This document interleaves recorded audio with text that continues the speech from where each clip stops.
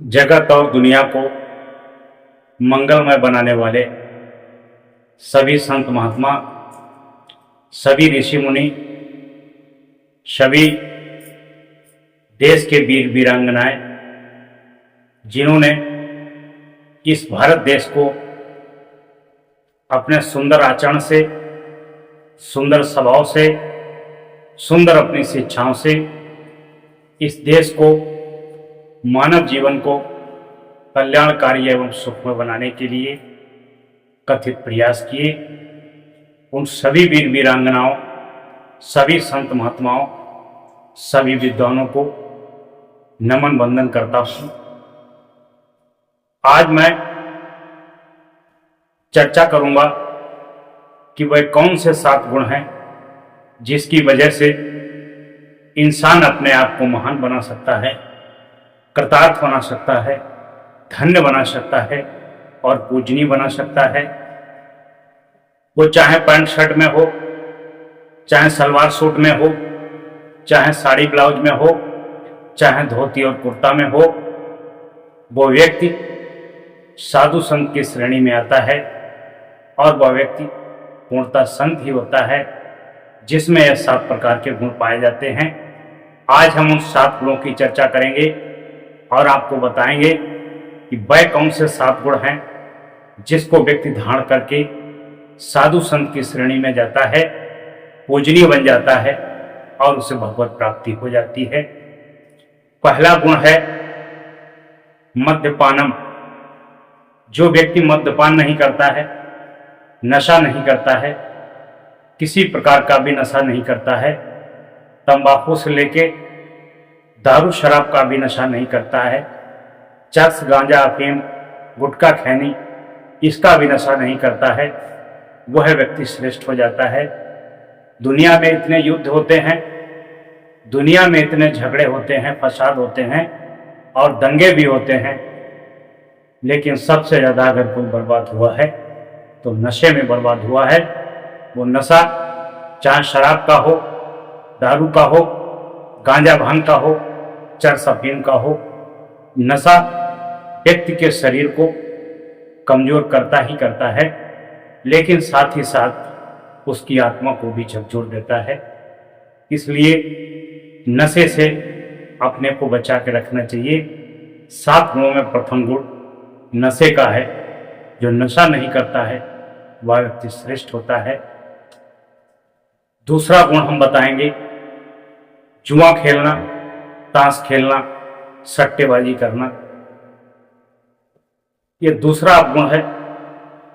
जो व्यक्ति जुआ खेलता है, ताश खेलता है, सट्टेबाजी करता है, वह व्यक्ति जिंदगी में कभी महान नहीं बन सकता, धनवान नहीं बन सकता, क्योंकि जुआ खेलने से आपकी जीत तो कभी कभी हो सकती है, लेकिन एक बार जीत होगी, 10 बार हार होगी, तो आप निरंतर गरीबी की ओर बढ़ते जाएंगे और समाज से आपका स्तर भी गिरता जाएगा।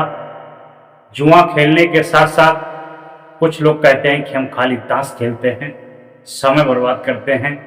याद रखना, जो ताश खेल के समय बर्बाद करता है, गप सप लप में अपना समय बर्बाद करता है, वही बर्बाद हुआ समय उसे इतना बर्बाद कर देता है कि वो जिंदगी में दोबारा उबर नहीं सकता है, जिंदगी में दोबारा सफल नहीं हो सकता है, जिंदगी में पुनः उठ नहीं सकता है, क्योंकि समय एक बार गुजर जाता है, दोबारा लौट के नहीं आता है।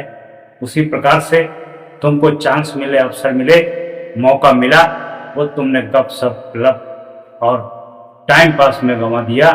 अब तुम्हारे पास पछताने के अलावा कुछ भी नहीं बचा। कृपया करके जुआ ना खेलें, ताश ना खेलें और सट्टेबाजी भी ना करें। अब हम चर्चा करेंगे तीसरे अवगुण की। शिकायत से मुक्त जीवन होना चाहिए। आप जहां भी जाएं, कहीं भी जाएं, उस व्यक्ति की कमी को ना देखें, उस व्यक्ति की अच्छाइयों को देखें और कमी को इग्नोर करें, क्योंकि यह संसार कमी से भरा हुआ है। यहाँ कोई भी व्यक्ति शुद्ध नहीं है। अगर व्यक्ति में सारी शुद्धियां होती, कोई न कमी होती, तो उसका मोक्ष हो जाता, उसे पुनः इस संसार में आना नहीं पड़ता। जो व्यक्ति कमियों को देखता है उस व्यक्ति के अंदर इतनी कमियां होती हैं, तभी वो कमियों को देखता है। और जो व्यक्ति अच्छाइयों को देखता है उस व्यक्ति के अंदर अच्छाइयां कूट कूट के भरी होती हैं। इसलिए शिकायत मुक्त जीवन का प्रबंधन करिए, लोगों की अच्छाइयां देखिए, उनमें कमियां ना निकालिए और अपने आप भी कोई ऐसी कमी ना करिए कि तुम्हें जीवन में शिकायत का मौका मिले। कोई आपकी शिकायत करे कि आपने ये नहीं किया, आपने वो नहीं किया, आपने ये गलत किया, आपने वो गलत किया। शिकायत मुक्त जीवन का प्रबंधन करिए। अब हम चर्चा करेंगे आपके चौथे गुण की। नारी जाति का सम्मान करिए। जो नारी जाति का अपमान करता है, नारी जाति को नहीं मानता है, नारी माता के रूप में होती है, बहन के रूप में होती है, पत्नी के रूप में होती है। जो नारी का अपमान करता है, जिस घर में नारी का अपमान होता है, जिस समुदाय में नारी का अपमान होता है, समझ लेना वहाँ कलयुग का प्रवेश हो चुका है, कलयुग का वास हो चुका है। धीरे धीरे वह पतन की ओर, कलयुग की ओर प्रस्थान करके एक दिन अपने आप को समाप्त कर लेगा। इसलिए नारी के अपमान वाला गुण को छोड़िए, नारी के सम्मान वाले गुण को विकसित करिए। नारी का सम्मान करेंगे क्योंकि नारी से ही नारायणी बनती है और नारी से ही नर का जन्म होता है। नारी का सम्मान करिए, ये कुदरत, ये प्रकृति आपका सम्मान करेगी। अब हम जिक्र करेंगे पांचवें गुण की। जीवन में हिंसा न करना, जीवन में कठोरता मत करना, सभी जीवों के प्रति दया करना, सभी जीवों से दया करुणा प्रेम का भाव रखना।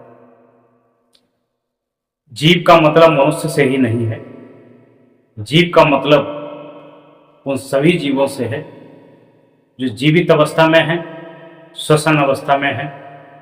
सबके प्रति दया और करुणा का भाव रखिए, सभी का सहयोग करिए, सभी की मदद करिए, सभी के कल्याण की कामना करिए। तभी आपका जीवन, आपका भविष्य उज्जवल होगा और धीरे धीरे आप दया और करुणा के सागर बन जाएंगे, सागर बन जाएंगे। छठा गुण है मृदु वाणी। मीठी वाणी को विकसित करना, कटु वाणी को हटा। जिसके अंदर मधुर वाणी है, मीठा बोलता है, अच्छा बोलता है और जांच परख करके बोलता है।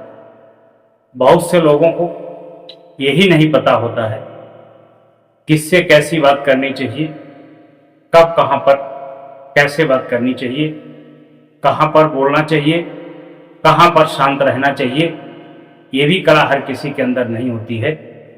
जो बोलने की कला सीख जाता है उसके जीवन के आधे तो दूर हो जाते हैं, क्योंकि कबीर साहब ने कहा है, मधुर वचन है औषधि, कटुक वचन है तीर। आप किसी व्यक्ति से नम्रता का व्यवहार करेंगे, बर्ताव करेंगे, उस व्यक्ति के अंदर दया करुणा का भाव प्रकट होगा। आपकी बड़ी से बड़ी मुसीबत, बड़ी से बड़ी समस्या यूं ही हल हो जाएगी। इसलिए अपने अंदर मधुर वाणी का भाव और गुण विकसित करिए और कटुक वाणी को त्याग दीजिए। आपके जीवन में सुख शांति आएगी। सातवां गुण है, गुण क्या, सातवां आप गुण कह सकते हैं कि निंदा चुगली करना। जो व्यक्ति दूसरों की निंदा चुगली करता है, बैठ करके गप्पे मारता है, उस समय तो बहुत आनंद आता है। लेकिन जिसे जब पता लगता है कि हमारे बारे में कुछ गलत कहा गया है, मेरे बारे में निंदनीय शब्दों का उच्चारण किया गया है, चुगली की है, तो वह व्यक्ति इस चीज को जान लेता है कि यह दुष्ट प्रवृत्ति का आदमी है, यह दूसरों की बुराई ही करता रहता है। जिस समय तुम दूसरे की निंदा चुगली करते हो उस समय तुम्हें बहुत आनंद आता है, लेकिन वास्तव में तुम दूसरों के दिल से उतर जाते हो, दूसरों के मन से उतर जाते हो, तुम्हारा अस्तित्व गिरने लगता है। इस प्रकार से 7 ऐसे गुण अवगुण हमने आपको बताए हैं कि जिस व्यक्ति के अंदर होंगे वो संसार में पूजनीय होगा, देवतुल्य होगा, साधु होगा, सन्यासी होगा। वो मानव रूप में चाहे पैंट शर्ट पहनता हो, महिला चाहे साड़ी ब्लाउज पहनती हो, चाहे सलवार सूट पहनती हो, पुरुष चाहे धोती कुर्ता पहनता हो, चाहे घर में रहता हो, गृहस्थ हो, खेती बाड़ी कारोबार नौकरी व्यापार करता हो, ये 7 गुण वाले व्यक्ति सदैव पूजनीय होते हैं, वंदनीय होते हैं। इनका समाज में बहुत अस्तित्व होता है, सम्मानजनक स्थान होता है। यही मानवता है, यही भगवत लक्षण है। कृपया करके 7 गुणों का 7 नियमों का जो पालन करेगा वह पूजनीय बनेगा, वह कृतार्थ बनेगा, वह धन्य बनेगा और उसके पास यश कीर्ति धन संपदा मान सम्मान की कोई कमी नहीं रहेगी।